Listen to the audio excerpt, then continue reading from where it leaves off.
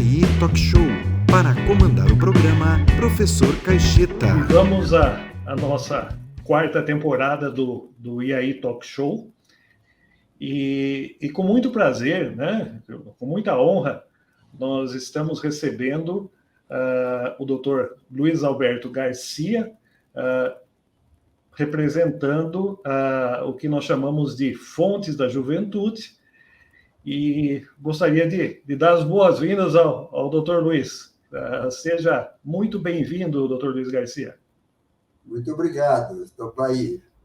O Dr. Luiz Alberto Garcia, ele nasceu em 3 de maio de 1985, em Uberlândia, Minas Gerais.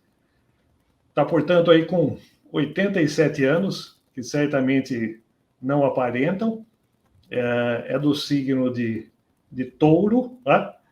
E é formado em Engenharia Eletrônica pela Escola Federal de Engenharia de Itajubá, na época a EFEI, né?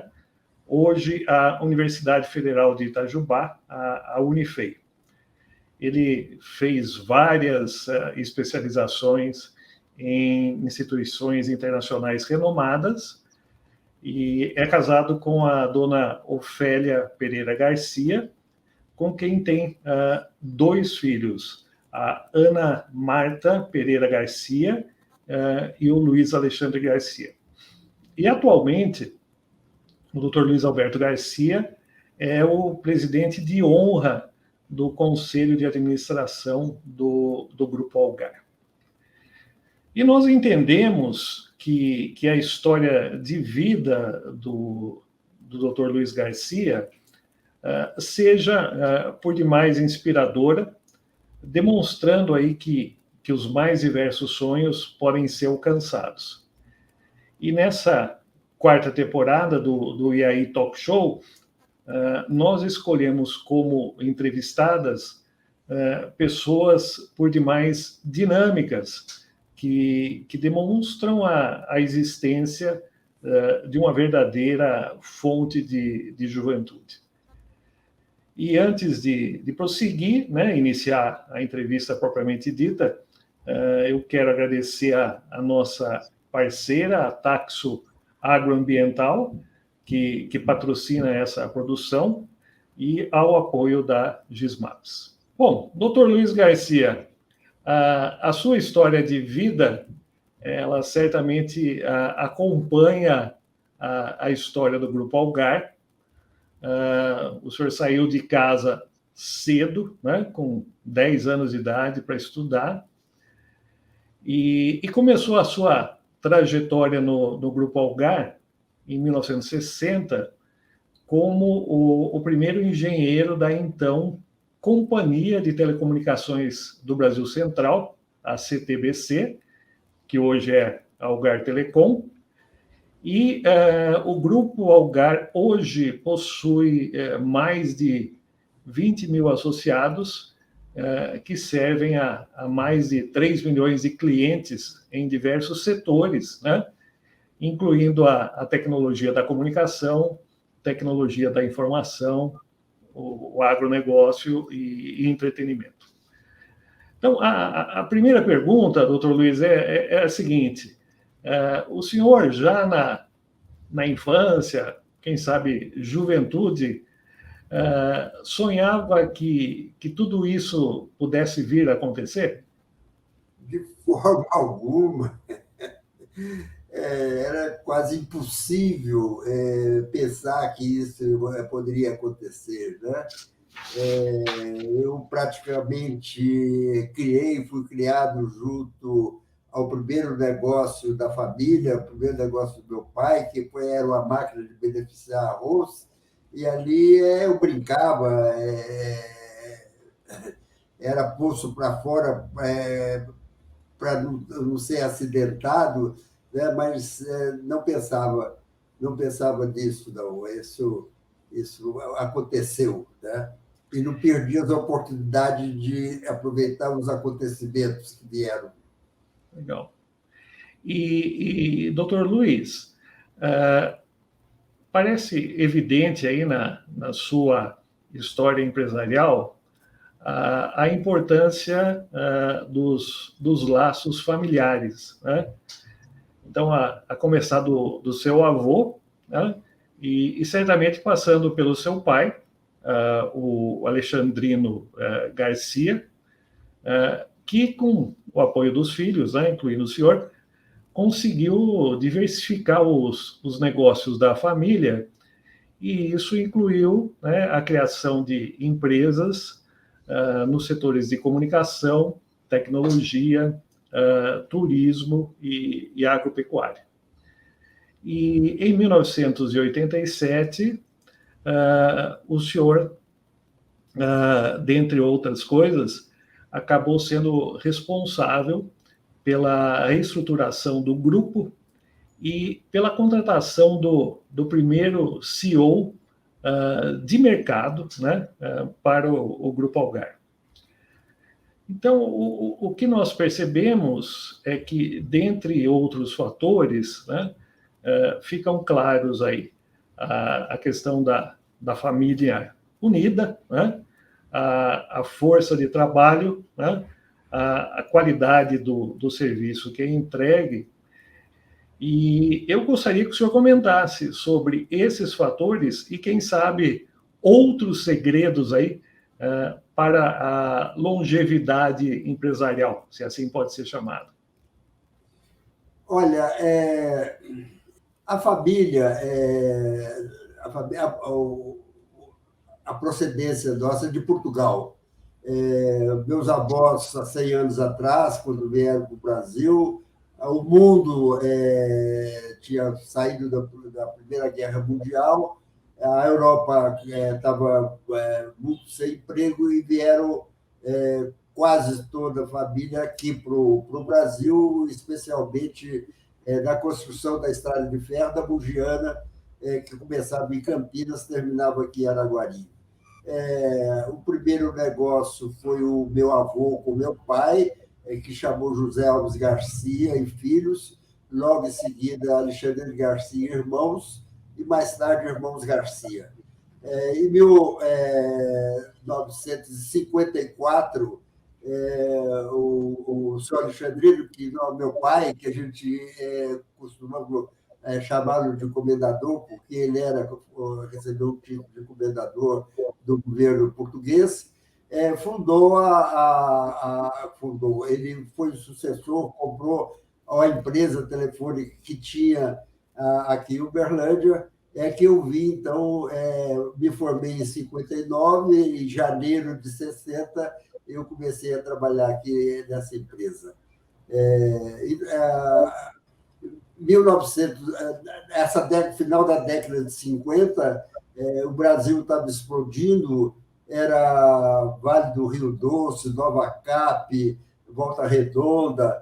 A minha turma de formandos, de engenheiro, era quase que solicitada a laço pelas empresas, escolhendo os engenheiros para as diferentes obras em execução.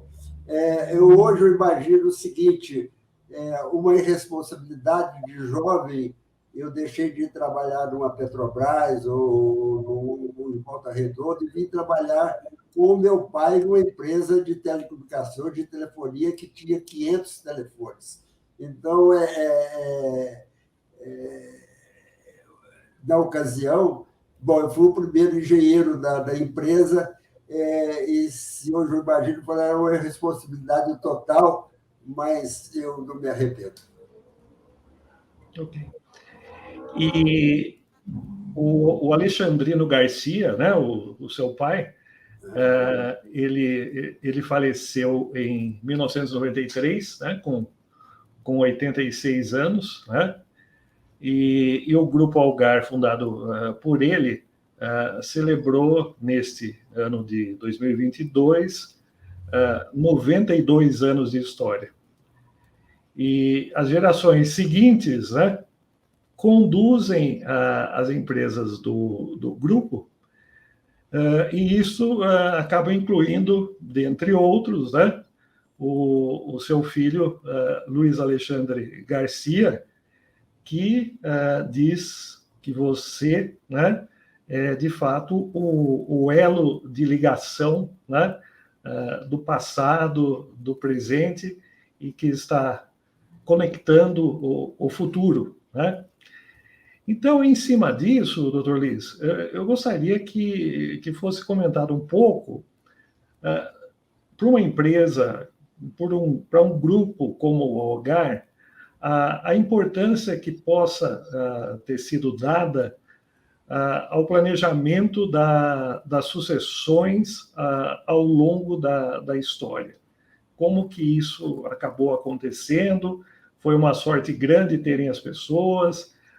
Ou, de fato, houve um planejamento adequado para isso?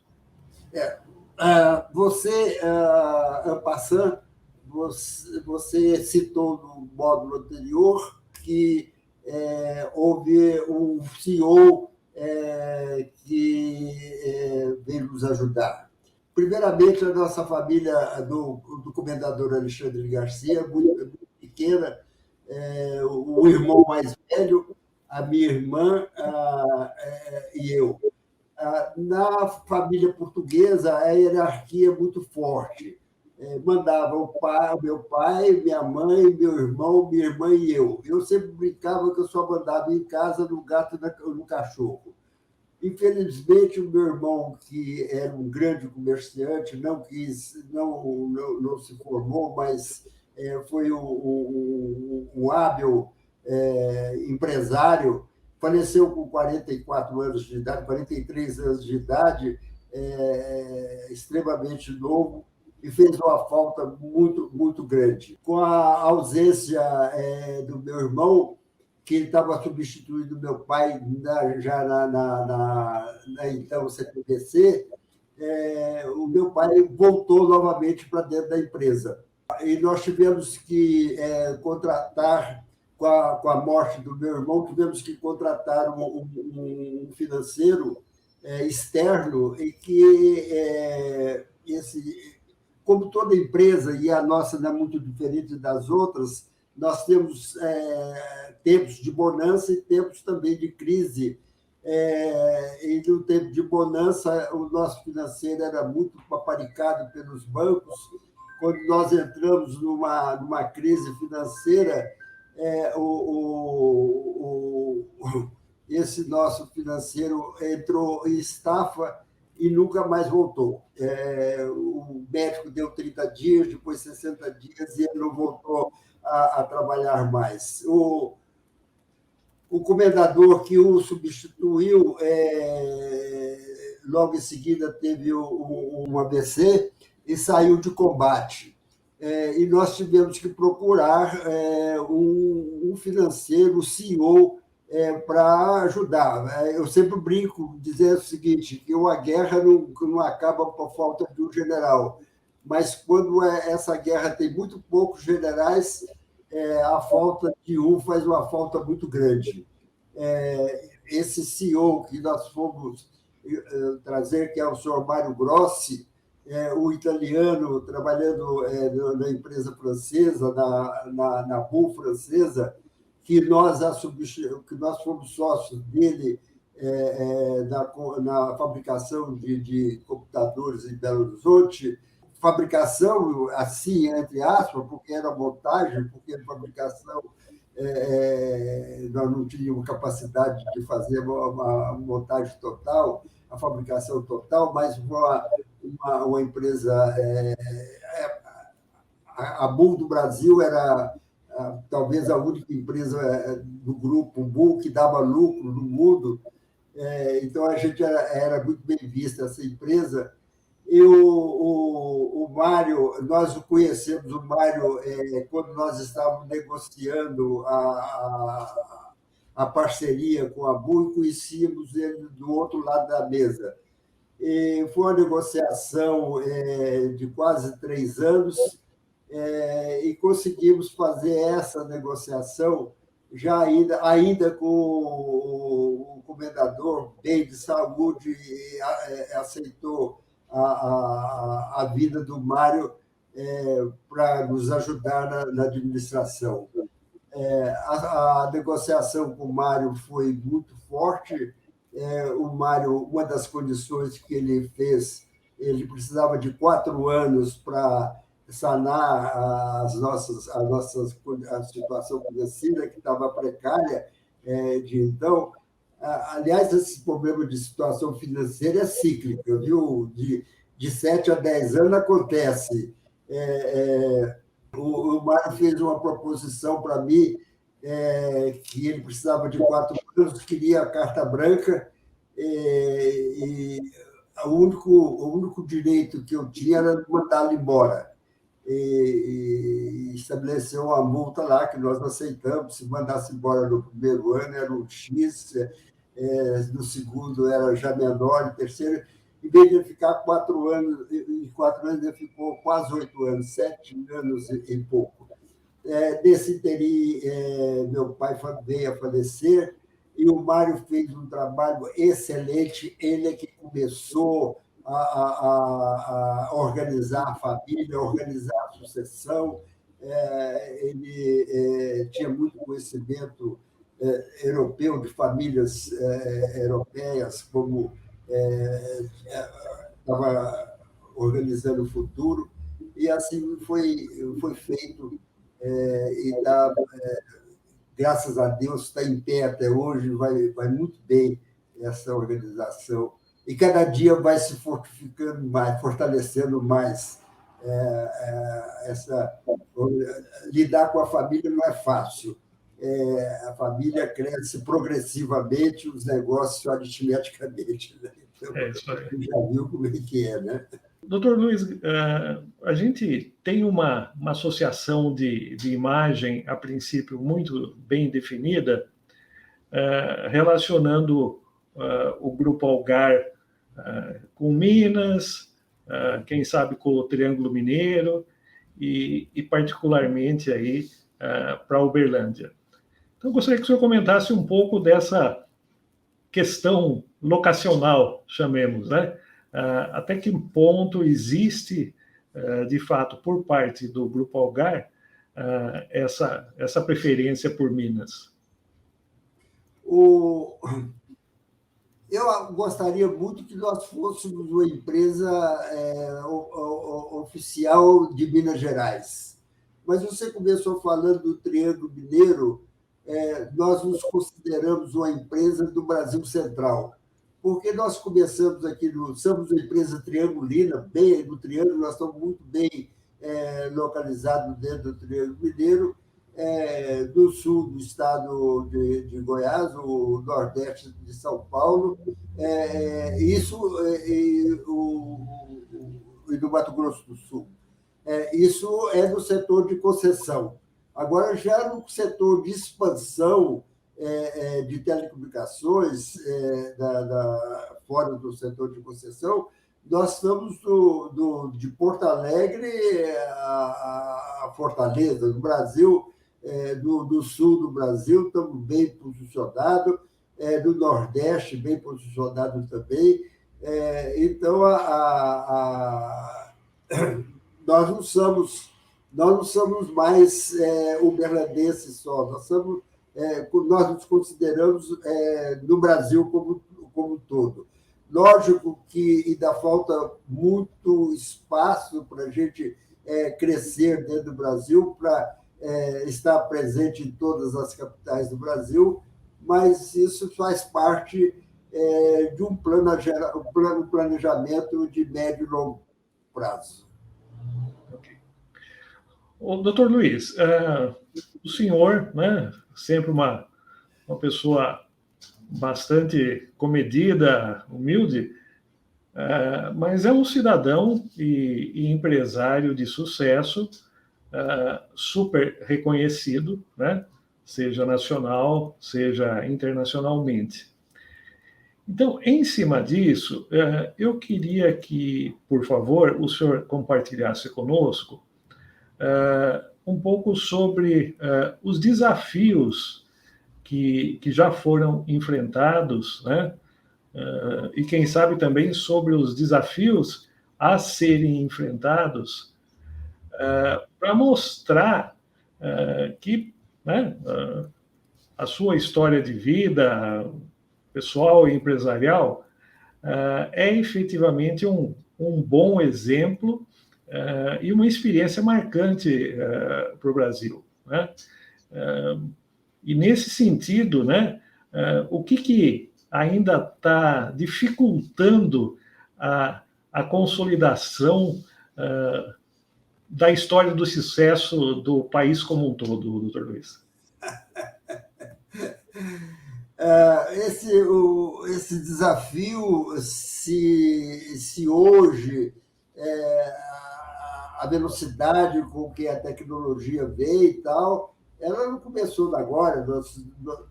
Nós quando começamos lá na década de 50, 60 e tal, aqui na região ainda era aquele telefone a magneto, que você usava uma manivela para poder dar o sinal, né? Então, vieram as primeiras estações eletromecânicas, estações de computação, depois as estações já com componentes eletrônicos e tal. E essa evolução da telefonia veio nos obrigou a estar convivendo com as mudanças que antigamente era um tempo bastante longo, de 10, 15 anos. Hoje a mudança de equipamentos é muito rápido, né? Se nós pegarmos a telefonia celular, por exemplo, que é mais recente, nós já estamos na 5ª geração de telefonia, sendo que a primeira, a segunda, a terceira já não existe mais. Tal. Você nem bem acabou de pagar uma tecnologia nova que você está usando, ou até nem ela já está obsoleta, você tem que misturar. Muitos colegas nossos lá do princípio pararam, se perderam porque não conseguiram acompanhar o desenvolvimento. Esse desenvolvimento é real e a gente vê isso todos os dias, e é uma guerra, né? Não pode parar, você tem que estar correndo atrás de recursos, e sabemos que nós nem ainda estamos consolidados o 5G no país, já o 6G já está em estudo, todo mundo falando. Então, e as estações eletromecânicas, eletrônicas, de computação já acabaram, não existe mais, né? Tudo hoje é digital. Então, essa evolução é uma evolução tremenda. E com relação a estar no Brasil todo, é uma questão de tempo. Eu costumo dizer para o nosso pessoal, o mundo é cíclico, a vida é cíclica, né? O senhor sabe, como cientista, o senhor sabe muito bem disso, né? Nós não precisamos chorar nem arrancar os cabelos da cabeça se deixamos de fazer um negócio, perdemos o negócio hoje. Não, porque ele vai voltar daqui a uns tempos. Eu não sei qual é o período, mas que ele vai voltar, tenho certeza absoluta. Então, o crescimento da empresa tem que ser até hoje, tem sido dando metro aos passos, né? Metro não, medindo o passo que você tem que dar para... mesmo assim, de vez em quando, a gente pega uma tábua em falso e dá um escorregão. Okay. Bom, doutor Luiz, eu gostaria muito de ter uma conversa ainda mais longa, quem sabe um cafezinho com um pedacinho de queijo, né, em Uberlândia, mas vai ficar para uma próxima oportunidade, e nós somos muitíssimo gratos aí a sua delicadeza aí de ter reservado o tempo para nos atender, né? E como um reconhecimento muito simples aí pela sua participação aí no IAI Talk Show, o senhor deve estar recebendo um exemplar do meu livro aqui, que é o IAI Professor Cacheta. O senhor deve estar com um exemplar próximo do senhor aí. e torçamos para que a leitura aí possa, quem sabe, auxiliar outras tomadas de decisão que o senhor venha a tomar. E eu tenho certeza que a sua história de vida vai se tornar uma inspiração para um número ainda maior de pessoas. Já é, né? Mas a gente espera que, com essa visibilidade do programa, né, que a sua história de vida, de fato, possa ser compartilhada com um número maior de pessoas. Então, para encerrar, o senhor gostaria de deixar algum recado, alguma mensagem para as pessoas que estão nos assistindo, doutor Luiz? Olha, o recado que sempre o meu pessoal pergunta, o que você diria para os ouvintes, né? Os presentes. Eu sempre digo, estudem, porque se nós não estudarmos todos os dias, nós ficamos para trás. Então, é necessário que... Estudar não é estudar só na escola, não. Você ler um bom livro, ler o livro do professor aqui, assistir um bom filme, isso tudo faz parte do conhecimento. As pessoas que não o fizerem, eu vou ficar para trás. Então, o recado é o seguinte: estudem. Obrigado. Bom, e para você que quer continuar acompanhando o IAI Talk Show e receber informações sobre as temporadas, sobre os entrevistados, cadastre-se na nossa lista de e-mails, né, através do nosso site, e não deixe de se inscrever também no nosso canal de YouTube, né, e ativar as notificações. Em nome da produção do programa, gostaria de agradecer mais uma vez a Taxo Agroambiental, patrocinadora dessa nossa 4ª temporada, assim como o apoio dado pela GISMAPS. Nos vemos em breve.